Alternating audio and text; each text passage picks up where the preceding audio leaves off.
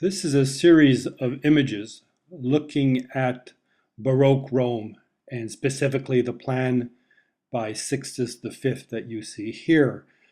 The illustration before you shows a number of churches with the obelisk, which was the basis of the plan and which was used to orient the passage from one church to the other by the pilgrims.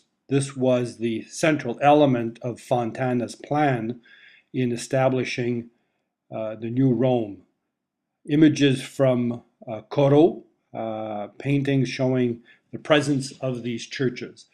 The first element to be put in place was the reinstatement of the Aqua Felice, which brought fresh water to Rome, something that had not been a source since the Roman times.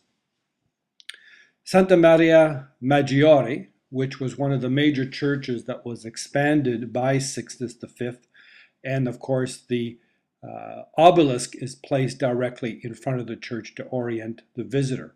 One of the problems was to make a transition elevationally from the upper part of Rome. As you recall, Rome is a hill city, in order to make the link between the upper portion and a lower portion. As you see in this image, down the street we can see an obelisk.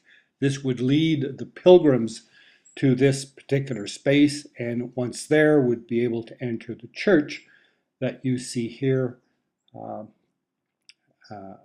And then from the obelisk be able to turn and go down the steps to a new lower elevation, a view again seeing up in the opposite direction. And finally, a view of the Spanish Steps, as they are known today, a very favorite spot with tourist visitors and residents. This led to the lower level coming onto the Piazza del Popolo, which was symbolic because it was directly in front of a Roman vestige, which was the original Porto del Popolo, a entrance gate into the Roman city. And in this space you see the obelisk, the placement of two new churches which were in fact mirror images one of the other, Baroque in style, and in the center of the space the obelisk, and one can see as one looks around the perimeter of the urban room being defined by a wall which completed the overall form. The Piazza di Navona was originally a Roman space, and one can see the placement of an obelisk and three magnificent fountains in order to integrate this particular space to the overall network established by Domenica Fontana and Pope Sixtus V. Finally, we come to St. Peter's, which was the seat of the Roman Catholic Church. This is a view of the original medieval church, which was transformed based on a design originally by Bramante.